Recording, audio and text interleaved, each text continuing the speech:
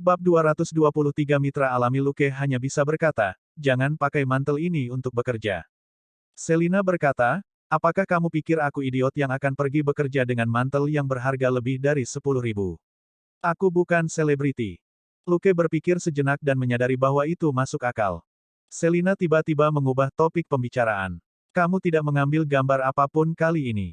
Foto-foto Elena terakhir kali sangat indah. Lukas tertawa. Tidak, Vegas tidak memiliki sesuatu yang istimewa, dan saya seorang fotografer yang buruk. Selina ingat betapa indahnya foto-foto Elena, melihat bagaimana Elena adalah seorang mahasiswa seni, dan betapa merusak pemandangan foto-foto Luke sendiri. Apa yang tidak dia ketahui adalah bahwa Luke telah mengambil banyak foto ketika dia berkeliling Las Vegas dengan kedua gadis itu, tetapi kartu SD ada di inventarisnya, jadi tidak mungkin baginya untuk menunjukkannya kepada Selina. Pesawat segera mendarat di Los Angeles. Mereka pulang dengan mobil polisi Luke, yang ditinggalkannya di tempat parkir bandara. Selina melepas mantel barunya begitu dia sampai di rumah dan dengan hati-hati menggantung harta berharga di lemarinya. Semua pakaian dan sepatunya digabungkan tidak sebanyak mantel ini, tentu saja dia harus berhati-hati. Luke melemparkan kopernya ke kamarnya dan memanggil Elsa. Bos, hanya memberitahu Anda bahwa saya kembali. Elsa berkata, nah, Anda pasti menikmati setiap detik liburan Anda, bukan? Lukas tertawa. Dengan lebih dari 3 juta uang tunai dan setelah menikmati dirinya sendiri dengan dua penari yang fleksibel dan bersemangat, dia tentu tidak terburu-buru untuk kembali bekerja. Setelah mengeluh sebentar, Elsa segera turun ke bisnis. Senang memilikimu kembali. Sampai di sini lebih awal besok. Aku punya 2 kasus untukmu. Luke tidak menanyakan detailnya, karena dia takut Elsa tidak akan bisa berhenti berbicara jika dia melakukannya. Baiklah, bos. Aku akan sampai di kantormu setengah jam lebih awal besok. Cobalah untuk tidur, atau Anda mungkin mendapatkan kantung mata. Selamat malam. Luke dengan cepat menutup telepon. Elsa hampir tersedak. Dia tidak bisa menahan diri untuk tidak melihat dirinya di cermin yang ada di mejanya, hanya untuk segera meletakkannya menghadap ke bawah. Tidak, aku harus istirahat yang cukup, atau dia pasti akan mengejekku besok. Dia sibuk bekerja karena dia baru saja dipromosikan, dia harus membuktikan dirinya layak untuk posisi barunya. Segera, Luke mandi dan mengucapkan selamat malam kepada Selina. Keduanya pergi tidur. Di suite tertentu di Caesars Palace Hotel, Trinity terbangun. Dia merasa sangat nyaman. Spray dan selimut putih terasa begitu nyaman di kulit telanjangnya sehingga dia tidak ingin bergerak sama sekali. Dengan mata masih setengah tertutup, dia tertidur sebentar, dan tiba-tiba tersenyum ketika dia mengingat bagaimana kenakalan melintas di mata seseorang. Ketika mereka pertama kali bertemu, dia berpikir bahwa dia adalah pria baik yang memiliki sifat serius. Tetapi setelah 2 hari, dia menemukan bahwa ada kesenangan tersembunyi di balik penampilannya yang lembut, yang membuatnya semakin disukai. Mengingat 2 hari terakhir, dia sesekali tertawa linglung. Tiba-tiba, dia merasakan seseorang mendekat untuk memeluknya. Trinity membuka matanya tanpa daya. Lanci, bukankah kamu mengatakan bahwa kamu tidak akan belajar dari Luke? Di sebelahnya, Lanci juga terbangun, dan dia tersenyum pada Trinity. Mendengar apa yang dikatakan Trinity, Lanci dengan cepat menggelitiknya, kenakalan di matanya. Trinity tertawa terbahak-bahak dan berjuang, tetapi tidak berhasil. Dia sangat lelah, seperti habis lari maraton. Dia benar-benar tidak punya kekuatan lagi. Lanci, di sisi lain, masih memiliki sedikit energi, dan tentu saja, bisa bermain sebanyak yang dia inginkan. Tidak sampai 30 detik kemudian Lanci akhirnya melepaskan Trinity, yang hampir menangis karena tertawa. Dia bertanya, mengapa bibirmu manis? Trinitas marah. Karena es krim dan coklat yang kamu beli, tentu saja. Saya pasti akan menambah berat badan. Lanci terkekeh dan bertanya, kamu tidak menyukainya. Kehilangan kata-kata sejenak, Trinity mengakui, baik, rasanya tidak buruk sama sekali. Lanci menepuk kepalanya dan menghiburnya. Ketika kita kembali, Anda bisa berlatih lebih keras untuk menghilangkan kalori. Trinitas mengangguk. Baik, kamu selalu sangat pintar. Hah, tunggu, apa ini? Dalam cahaya redup, sesuatu berkilauan di telinga kiri Lanci. Bingung, Trinity mengulurkan tangan untuk menyentuhnya. Trinity kosong. Sejak kapan kamu memakai anting-anting? Sebagai penari, mereka hampir tidak mengenakan aksesoris karena tidak nyaman bagi mereka. Saat bergaul dengan Luke, mereka juga tidak pernah kembali ke markas, dan tidak membawa apapun kecuali ponsel dan dompet mereka. Sambil menyeringai, Lanci turun darinya dan menyalakan lampu, yang menerangi tempat tidur. Lanci berbaring di tempat tidur lagi. Ini bukan hanya saya. Bukankah kamu juga memakai anting-anting? Trinity tanpa sadar menyentuh telinga kanannya dan merasakan sesuatu yang dingin. Lanci mendorong tangannya sambil tersenyum. Aku akan membantu melepas milikmu, dan kamu melepas milikku. Sesaat kemudian, mereka masing-masing memegang anting-anting, bingung. Ini, pasti hadiah perpisahan dari seseorang, kan? Tapi mengapa mereka masing-masing diberi satu anting, bukan sepasang? Juga, mereka menyadari bahwa kedua anting itu milik pasangan yang sama. Tentang apa itu? Kedua gadis itu bergumam pada diri mereka sendiri. Pada akhirnya, Lanci memutar matanya saat dia mendapatkannya. Sambil terkekeh, dia berkata kepada Trinity, "Tidakkah kamu lihat? Dia jelas menyiratkan bahwa kita adalah pasangan." Petik 2. Trinitas bingung. Hah? Betulkah? Lanci berkata, "Tentu saja. Kalau tidak, dia bisa memberi kita masing-masing sepasang, kan?" Hah? Biarkan aku melihat sekeliling. Orang itu paling suka trik. Kemudian, setelah mencari sebentar, dia kembali dengan dompetnya. Duduk di tempat tidur, dia membuka resleting dompetnya dan menuangkan semuanya.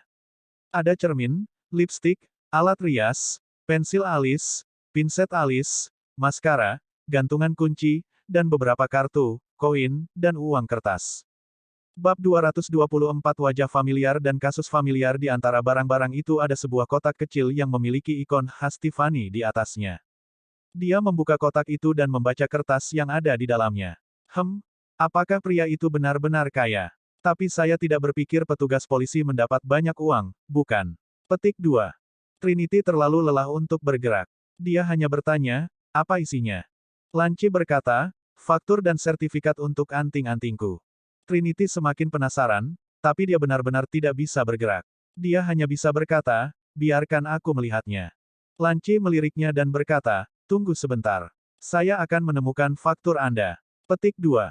Sesaat kemudian, Lanci kembali dengan dompet Trinity dan menuangkan semuanya ke tempat tidur.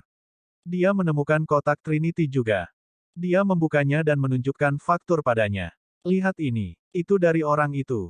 Membuka matanya, Trinity melirik faktur, dan matanya melotot.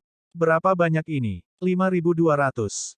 Lanci mendengus. Apa yang kamu pikirkan? Ini matematika dasar.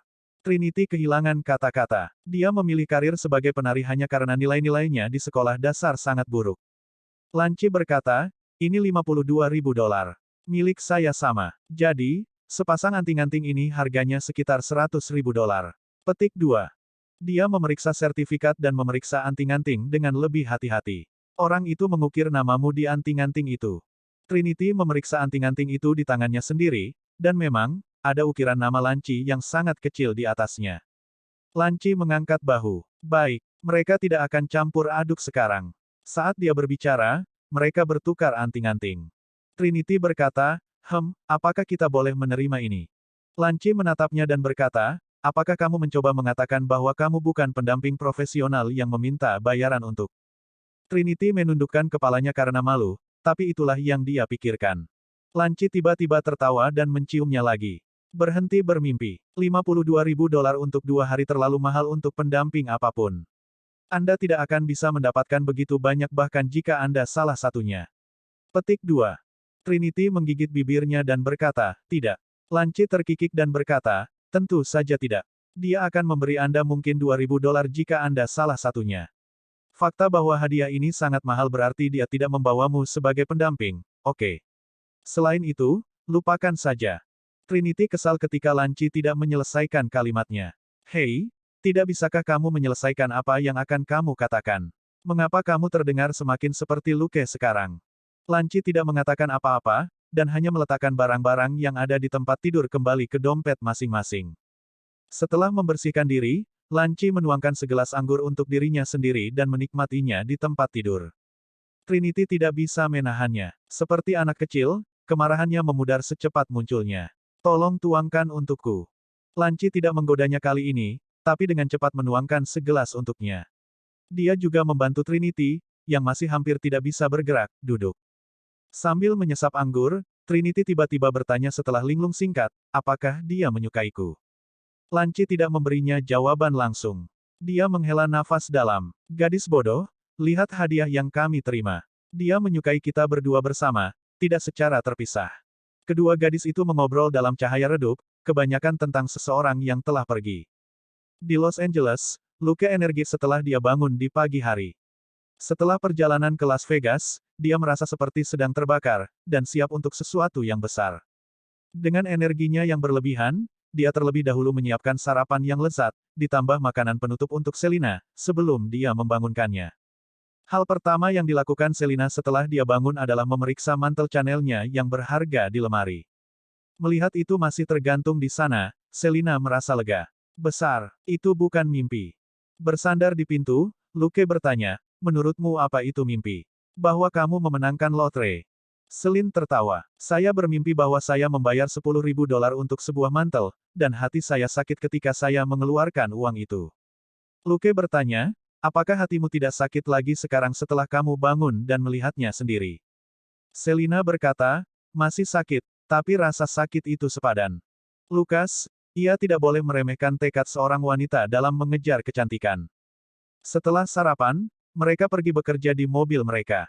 Luke baru saja menyapa Elsa di kantornya sebelum dia melemparkan setumpuk file ke arahnya dan berkata, lihat kasus ini dulu, dan coba temukan sesuatu sesegera mungkin. Luke memberikan file itu kepada Selina untuk dibaca terlebih dahulu sebelum dia bertanya kepada Elsa, bagaimana situasinya. Elsa berkata tanpa daya, sekelompok anggota geng WD-36 telah aktif di distrik kami baru-baru ini.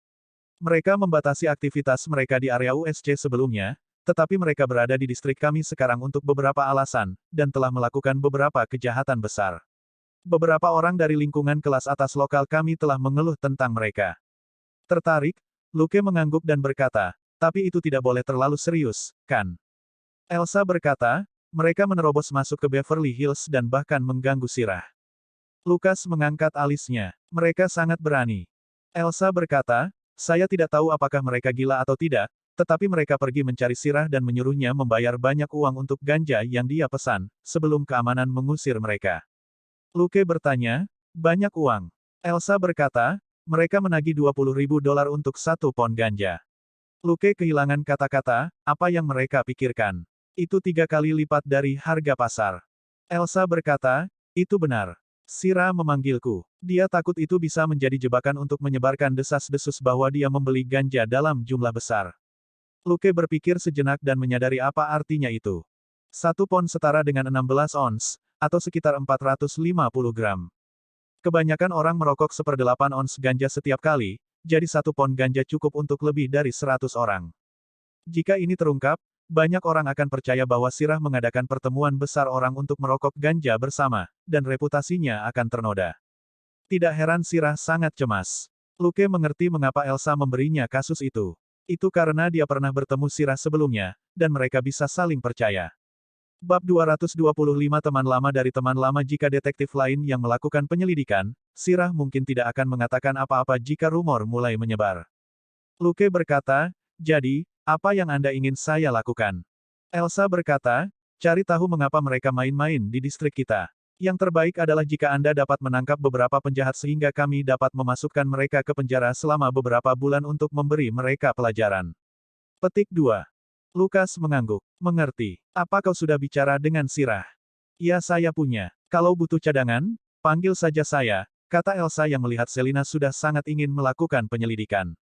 Lukas mengangguk. Tentu saja. Anda selalu menjadi perisai terkuat yang mendukung kami, bos. Petik 2. Elsa berkata, berhenti bermain-main dan mulai bekerja. Kehilangan kata-kata, Luke meletakkan kantong kertas di atas meja dan berkata, saya tidak merasa senang memberi Anda kue mangkuk saya sekarang setelah Anda mengatakan itu. Sedang pergi. Kami akan menghubungi Anda. Setelah mereka pergi, Elsa dengan cepat menyembunyikan kantong kertas di laci paling bawah mejanya. Ketika Luke membawakan cupcakes untuknya sebelumnya, dia belum memiliki kantor sendiri, dan teman-temannya yang tidak tahu malu mencuri cupcakes satu demi satu sampai hanya tersisa satu untuknya. Dia tahu lebih baik sekarang, dan menyembunyikan cupcakes dengan baik sehingga dia akan memiliki sesuatu untuk dimakan ketika dia terlalu sibuk untuk mendapatkan makanan yang layak. Memberi bosnya kue mangkuk sebagai hadiah bukanlah masalah besar bagi Luke. Lagi pula, tidak ada bedanya apakah dia memanggang 30 atau 50 kue mangkuk sekaligus. Hanya diperlukan 10 hingga 15 menit pekerjaan persiapan sebelum dia memasukkan kue mangkuk ke dalam oven. Bahan-bahannya bahkan lebih murah daripada makanan cepat saji, tetapi cupcakes tentu sangat berharga bagi mereka yang tidak punya waktu untuk memasak. Mereka tentu tidak bisa merasakan buruk, dilihat dari seberapa banyak Selina memuji mereka. Tentu saja, Luke telah menemukan segudang resep online, dan dia mengganti rasa setiap hari jika Selina bosan dengan cupcakes, jika dia mau. Meninggalkan departemen kepolisian dengan mobilnya, Luke pergi ke Beverly Hills. Dia mengemudi karena Selina harus memilah-milah kecerdasan dan membacakannya untuknya, seperti sekretaris, jadi dia tidak bisa mengemudi. Dia juga harus menghubungi Sirah, yang umumnya terlalu sibuk untuk bertemu siapapun tanpa janji. Namun, mereka yakin bisa melihat Sirah hari ini karena Elsa meneleponnya tadi malam. Ketika mereka sampai di Villa Sirah, Luke bersiap untuk menunjukkan sertifikat perwiranya kepada keamanan. Tidak seperti kebanyakan waktu ketika dia hanya menunjukkan lencananya, dia berpikir bahwa sertifikat itu akan diperlukan karena dia akan bertemu dengan seorang bintang besar. Ternyata, dia tidak perlu menunjukkan keduanya sebelum dia diizinkan masuk. Dia cukup terkejut. Jelas, kepala keamanan, yang mengikuti Sirah dan Luke berkeliling ketika mereka memeriksa villa terakhir kali, mengingat wajah Luke.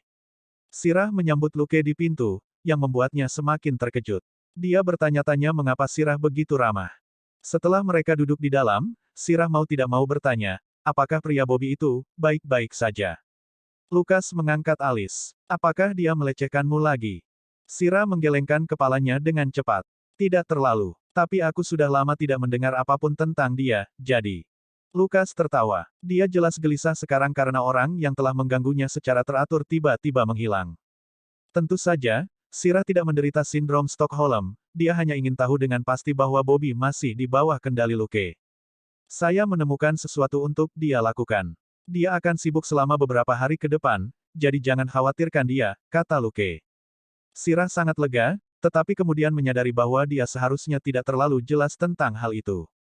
Dia berkata dengan cepat, apakah kamu ingin minum sesuatu? Kopi. Meryl, tolong beritahu para detektif apa yang kita miliki. Petik 2. Luke bertanya, apakah Anda punya teh hijau? Jika tidak, air soda akan baik-baik saja untukku. Selina berkata, saya ingin secangkir teh susu atau cappuccino. Meryl mengangguk hormat dan pergi ke dapur untuk menyiapkan minuman. Tanpa membuang waktu, Luke berkata, Nona Sirah. Sirah mengangkat tangannya. Tidak perlu terlalu sopan. Anda bekerja dengan Elsa, dan Anda sangat membantu saya, jadi Anda adalah seorang teman. Anda bisa memanggil saya Sirah. Petik 2. Luke mengangguk dan berkata, oke, Sirah. Mari kita fokus pada bisnis. Ada apa dengan pengedar narkoba itu? Apakah Anda yakin tidak mengenal mereka, secara pribadi atau tidak? Sirah menggelengkan kepalanya dengan cepat. Noi. Ragu-ragu untuk waktu yang lama, dia akhirnya berkata dengan suara rendah, sebelumnya, kamu tahu bahwa Bobby benar-benar menggangguku, kan? Jadi. Luke memotongnya. Saya tahu. Jadi, Sirah berkata, tapi saya benar-benar belum pernah berhubungan dengan gangster WD-36 itu sebelumnya. Elsa memberitahu saya satu atau dua hal tentang mereka, dan saya yakin saya belum pernah bertemu mereka sebelumnya. Luke dan Selina saling memandang, tidak yakin. Manusia adalah makhluk aneh, yang sering berbohong secara tidak sadar meskipun itu tidak perlu. Mungkin karena mereka tidak ingin membicarakannya, atau mungkin hanya untuk itu, mereka akan memutarbalikkan fakta sampai ingatan mereka berubah. Itu juga mengapa waktu sangat penting dalam penyelidikan. Semakin lama penundaan, semakin tidak dapat diandalkan ingatan saksi mata penting. Berpikir sejenak, Luke bertanya, apakah Anda memiliki tersangka? Maksud saya, siapapun yang Anda pikir mungkin telah membuat Anda terlibat dalam kekacauan ini, termasuk namun tidak terbatas pada kenalan, tetangga, dan teman. Sirah ragu-ragu lagi. Saat itu, Meryl menyajikan teh hijau dan cappuccino. Setelah Meryl pergi, Sirah berkata dengan suara yang lebih rendah, aku curiga rumah di sanalah yang menarik mereka. Luke sebenarnya terkejut bahwa dia memang memiliki tersangka. Jaga suaranya tetap rendah, Sirah berkata, saya pikir itu adalah tempat di mana putri presiden Yayasan Harimau tinggal. Luke dan Selina sama-sama tercengang. Luke telah memberitahu Selina tentang kasus Kati sebelumnya, termasuk keributan kecil yang disebabkan oleh Jenny, putri presiden Yayasan Harimau. Ini adalah pelajaran hidup yang nyata bagi Selina. Bab 226 saya akan ingat mengenakan celana Jenny meninggalkan kesan mendalam pada Selina, karena dia adalah contoh tipikal tersangka yang tidak mau membantu penyelidikan karena mereka sendiri yang bersalah. Luke tiba-tiba bertanya-tanya apakah dia ada hubungannya dengan semua ini. WD-36 lah yang memberi Jenny ganja. Mereka adalah salah satu geng terbesar dalam bisnis narkoba di wilayah USC. Sebelumnya, Luke telah menghancurkan 6 markas geng dalam 6 hari untuk mendapatkan pengalaman dan poin kredit yang cukup. Dia ingat bahwa dia telah membunuh komandan ketiga WD-36. Tetapi Luke tidak mengatakan apa-apa dan hanya melanjutkan pertanyaannya. Setengah jam kemudian, Luke dan Selina bangkit dan mengucapkan selamat tinggal pada Sirah. Di pintu, Luke berpikir sejenak sebelum berkata kepada Sirah, "Sirah, aku akan mencoba menyelesaikan masalahmu dalam seminggu. Jangan terlalu khawatir, dan fokus saja pada hal-hal Anda sendiri." Petik 2. Sirah tidak terkejut. Dia tahu bahwa Elsa percaya dan sangat memikirkan pemuda ini. Dia mengangguk dan berkata, "Hubungi saya jika Anda membutuhkan sesuatu dari saya." Lukas mengangguk sambil tersenyum. "Kamu juga. Anda memiliki nomor saya." Petik 2. Selina memasang ekspresi aneh. Setelah mereka masuk ke dalam mobil, Selina tiba-tiba bertanya, "Apakah kamu tertarik padanya?" Lukas bingung. "Hah? Apa yang dia katakan pada akhirnya sangat aneh. Jika kamu membutuhkan sesuatu dariku, hehe, bukankah dia berusia 30-an, kata Selina main-main. Luke berkata, dia baru berusia 29 tahun. Jika Anda mengatakan bahwa dia berusia 30-an, dia akan meminta keamanannya untuk menendang Anda keluar. Selina berkata, saya yakin dia akan melakukannya. Jika dia meneleponmu di tengah malam dan berkata, aku harus memilikimu, sayang, apakah kamu akan telanjang? Luke berkata, tidak, saya akan ingat untuk memakai celana. Selina, aku harus memilikimu, sayang. Lukas, apa? Selina, kenapa kamu masih memakai bajumu? Kamu sendiri yang mengatakan bahwa kamu hanya akan mengenakan celana jika kamu mendengarnya. Luke, B**. Saat mereka berbicara dan tertawa, mereka sampai di Villa Jenny. Seorang penjaga keamanan datang setelah mereka menekan bel pintu, dan itu bukan salah satu dari yang Luke temui sebelumnya. Pria itu bertanya, ada yang bisa saya bantu? Luke menunjukkan lencananya kepada pria itu dan berkata, saya Luke dari LAPD. Ini Selin. Kami ingin berbicara dengan Nona Jenny tentang beberapa kejadian lokal. Penjaga keamanan mengerutkan kening dan berkata, Anda bisa bertanya kepada saya. Luke mengangguk dan bertanya, apakah Anda tahu bahwa beberapa pedagang menjajakan rumput liar di daerah ini? Mengalihkan pandangannya, penjaga keamanan berkata, tidak, saya tidak. Luke terkekeh dan berkata, apakah ada tetangga yang menyebutkannya sebelumnya? Penjaga keamanan menggelengkan kepalanya. Kami tidak akrab dengan tetangga kami. Ini Beverly Hills, Anda tahu, bukan gedung apartemen. Luke mengangguk dan berkata, kalau begitu maaf telah mengganggumu. Kemudian, dia dan Selina masuk ke mobil mereka dan pergi. Selina berkata, penjaga keamanan itu terlalu dingin. Kenapa sepertinya dia tidak menyukai kita? Lukas tertawa. Siapa tahu, aku tidak melihatnya terakhir kali. Penjaga keamanan telah berubah. Petik 2. Selina melihat bahwa Luke mengemudi ke arah yang aneh. Kemana kamu pergi? Luke berkata, pintu depan baik-baik saja, tetapi kebanyakan kecelakaan terjadi di belakang. Kita perlu melihat-lihat. Selina tidak begitu mengerti, tapi dia tahu bahwa Luke punya alasannya, jadi dia berhenti bertanya. Luke berpikir bahwa jika Nona Jenny masih membeli ganja, transaksi hanya akan terjadi di pintu belakang. Jadi, tidak ada salahnya untuk memeriksanya.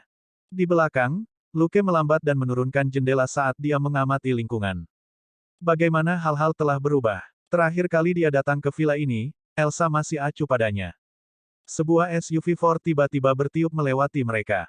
Luke mengendus dan menginjak rem. Berpikir sejenak, dia mereda dan perlahan melanjutkan. Tempat ini telah berubah. Pintu belakang, yang hampir menghadap langsung ke rumah di seberang jalan, telah pindah. Luke mengamati dari mobil sejenak, dan tahu bahwa pintu belakang sekarang berada di luar jangkauan kamera pengintai di seberang jalan, milik Smith.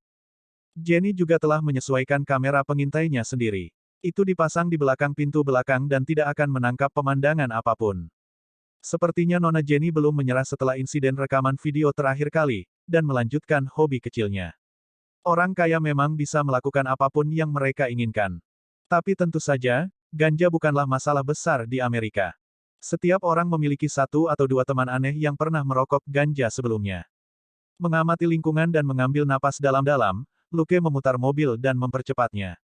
Selina bertanya, kami tidak keluar untuk memeriksa daerah itu. Lukas berkata, tidak perlu. Nona Jenny ada di dalam SUV yang baru saja melewati kami. Tidak perlu khawatir dengan vilanya sekarang. Petik 2. Selin bingung. Dia meninggalkan rumahnya. Luke berkata dengan nada mengejek, "Yah, aku tidak tahu apakah dia pergi dengan sukarela, tetapi ada 4 pria di dalam mobil itu, dan tidak satu pun dari mereka adalah penjaga keamanannya, jadi bagaimana menurutmu?" Selina tidak mempertanyakan penilaiannya, dan hanya mengerutkan kening. 4 pria yang bukan penjaga keamanannya. Apakah dia diculik? Luke berkata, "Saya tidak bisa mengatakan dengan pasti, tetapi kami dapat melacak mereka." Keempat pria itu tidak berbau sebersih penjaga keamanan, dan berbau ganja, heroin, uang tunai dan minyak senjata serta bubuk mesiu. Mereka semua mungkin pengedar narkoba. Dengan elementary driving dan sharp nose, Luke menyusul SUV itu hanya beberapa menit kemudian. SUV ini cukup lusuh dan tua, tetapi semua jendela telah ditingkatkan dengan warna gelap. Dengan demikian tidak mungkin untuk melihat apa yang terjadi di dalam mobil kecuali melalui kaca depan. Jendela berwarna tidak jarang terjadi di California, tempat matahari bersinar terik, dan tentu saja bukan hal yang aneh pada mobil yang memiliki 4 pengedar narkoba dan seorang gadis. Selina menunggu, hanya untuk menyadari bahwa Luke hanya mengikuti SUV. Dia berpikir sejenak sebelum bertanya, "Apakah kamu berharap untuk menangkap lebih banyak dari mereka?" Luke terkekeh dan mengangguk. "Nona Jenny tidak menyukai kita, jadi kita biarkan saja dia menikmati kebersamaan dengan 4 pria dengan bau badan yang kuat." Selina tidak keberatan. Lagi pula, dia tidak mengenal Jenny, dan dia selalu mendukung Luke tanpa syarat. Begitu saja, kedua mobil itu meninggalkan Beverly Hills dan memasuki lingkungan di selatan USC. Luke mempercepat dan memarkir mobil di sisi jalan 30 meter jauhnya sebelum orang-orang di dalam SUV keluar. Bab 227 Lama tidak bertemu. Luke berkata cepat, "Mundurkan aku dari sini, tapi jangan tembak sampai aku memberimu sinyal, kalau kau mengekspos dirimu sendiri." Selina memeriksa pistol dan majalahnya, sebelum dia mengangguk dan berkata, "Mengerti." "Perhatikan sekelilingmu, atau seseorang mungkin menyelinap dari belakang," Luke mengingatkan Selina. Selin memutar bola matanya. "Bukankah itu yang ingin kamu lakukan padaku setiap hari?" "Lukas, benarkah?" "Yah, itu memang terdengar agak menggoda." Tapi dia tertawa pada detik berikutnya. "Haha, saya tidak berpikir Nona Jenny menikmati perjalanan ini." Tidak jauh dari situ, 2 pria membawa seorang wanita, yang mengenakan baju tidurnya, keluar dari SUV. Tentu saja, wanita itu adalah Nona Jenny. Salah satu dari 2 pria itu mengulurkan tangan untuk mendorong Nona Jenny ke depan ketika dia tampak enggan untuk bergerak. Dan baik Luke maupun Selina bisa melihat bahwa pria itu tidak hanya mendorongnya. Nona Jenny berteriak dan melompat ke depan sebelum melihat kembali ke pria itu dengan ketakutan, tetapi pria itu hanya berteriak. Luke memukul bibirnya dan berkata, "Lihat itu. Saya mengatakan bahwa mereka menyukai bagian belakang." Tapi Selina hanya menatapnya dengan jijik. Dia buru-buru berkata, "Saya tidak seperti mereka. Percayalah padaku." Selina berkata, "Kalian semua sama saja." Lukas mengangkat bahu. "Saya seorang petugas polisi yang ada di sini untuk menyelamatkannya. Ingat, jangan biarkan siapapun menyelinap pada Anda dari, baiklah. Saya sedang pergi." Merasakan tatapan tidak ramah Selina, dia membuang lelucon dan dengan cepat keluar dari mobil. Dia bergerak cepat tetapi diam-diam di sepanjang mobil yang diparkir di pinggir jalan, dan segera mencapai SUV Ford. Kemudian, dia diam-diam membuntuti keempat pria dan wanita itu. Tak satu pun dari mereka memperhatikan punggung mereka. Nona Jenny, yang setengah telanjang, ketakutan dan tak berdaya. Dia menggigil. Kulitnya terbakar dari tempat pria itu menyentuhnya barusan, seolah-olah terkorosi oleh vitriol. Tentu saja, itu hanya ilusinya, dan kulitnya sama putih dan mulusnya seperti sebelumnya. Keempat pria itu, di sisi lain, jelas terlalu terpikat oleh tubuh Jenny untuk memperhatikan orang asing di belakangnya. Tidak sampai mereka mencapai sebuah bungalow 10 meter jauhnya dan salah satu pria mendorong Jenny ke dalam. Suara pria tiba-tiba terdengar di belakang mereka. "Ah, Nona Gwenis. Sudah lama. Saya tidak berharap melihat Anda di sini." Petik 2. Tertegun, mereka semua berbalik, hanya untuk melihat seorang anak yang terlihat seperti siswa SMA tersenyum lembut pada mereka. Di bawah matahari pagi yang keemasan, senyumnya semurni malaikat. Cek. "Nak, kamu ingin membuat dirimu terbunuh." Salah satu pria segera berteriak. Jenny bingung, dan tidak bisa mengingat siapa Luke. Mengabaikan pria itu, Luke mengeluarkan dompetnya. Keempat pria itu merasa ada yang tidak beres. Mengapa dompet dan pose ini tampak begitu akrab? Detik berikutnya, dompet dibuka untuk mengungkapkan lencana di dalamnya, dan Luke berkata, "LAPD. Nona Gwenis, apakah Anda mengingat saya sekarang?" Wajah keempat pria itu berubah, dan Jenny sangat gembira, meskipun dia tidak mengingat anak laki-laki ini. Membantu mereka penculik. Itulah yang Luke tunggu-tunggu. Seolah diberi isyarat, keempat pria itu meraih pinggang mereka. Senyum masih di wajahnya, Luke tiba-tiba melangkah maju dan lutut salah satu penculik keras di pangkal paha. Ada suara sesuatu yang pecah, dan mata si penculik keluar. Mencengkeram selangkangannya dengan kedua tangan, dia perlahan-lahan jatuh berlutut. Setelah serangan lutut itu, Luke mengayunkan lengan kanannya ke depan untuk memukul wajah penculik kedua. Dia kemudian memukul wajah penculik ketiga dengan kait kiri, sebelum menendang penculik keempat, yang juga membuka pintu, di perut. Dalam waktu kurang dari 2 detik, wajah dua penculik berdarah, dan dua lainnya pingsan saat mereka memegangi bagian bawah tubuh mereka. Luke melangkah maju dan menarik Jenny ke belakangnya. "Jangan berteriak, jangan bergerak, dan tetap diam." Saat dia mengatakan itu, dia menendang kepala kedua penculik yang memegangi diri mereka di tanah, menjatuhkan mereka. Itu sebenarnya melegakan bagi mereka. Melindungi Jenny, Luke perlahan mundur. Beberapa detik kemudian, dua pria botak berjaket mewah keluar. Melihat keempat pria yang tidak sadarkan diri itu, salah satu dari mereka berteriak, "Ah, ada masalah.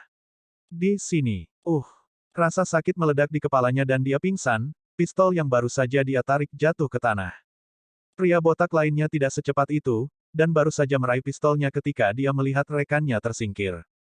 Kemudian, sebuah tinju muncul di depan matanya. Bam! Kepalanya menjadi kosong dan dia berputar 2 kali di udara sebelum akhirnya jatuh ke tanah. Luke melirik Selina, hanya untuk melihat bahwa dia memberi isyarat padanya. Dengan hidung mancungnya, dia sudah merasakan ada banyak orang di rumah itu. Ada lebih dari 30 orang, serta banyak senjata, ganja, dan heroin, yang menunjukkan bahwa ini adalah pangkalan utama untuk WD-36. Detik berikutnya, dia mengambil Nona Jenny dan bergegas pergi, dan memberi Selina sinyal. Selina mulai bergerak juga. Kurang dari 10 detik kemudian, dia menempatkan Nona Jenny di belakang mobil. "Rekan saya Selina akan membawa Anda ke mobil saya. Jangan berteriak dan jangan lari." Dia kemudian berlari kembali ke SUV Ford pengedar narkoba. Mengambil pistolnya, dia menunjukkan lencananya. "LAPD, Anda dikelilingi. Letakkan senjatamu dan turun ke tanah." Selusin orang yang baru saja keluar dari bungalow semuanya tercengang mendengarnya. Tapi mereka meledak dengan kemarahan di detik berikutnya. Seorang pria dengan satu pistol telah mengepung mereka. Apakah dia idiot? Selusin gangster, yang tampak seperti zebra dengan tato di atasnya, mengeluarkan senjata mereka. "Persetan denganmu. Cium pantatku. Aku akan memotong bolamu sampai terbuka." Untuk sesaat, mereka semua mengutuk dan berteriak.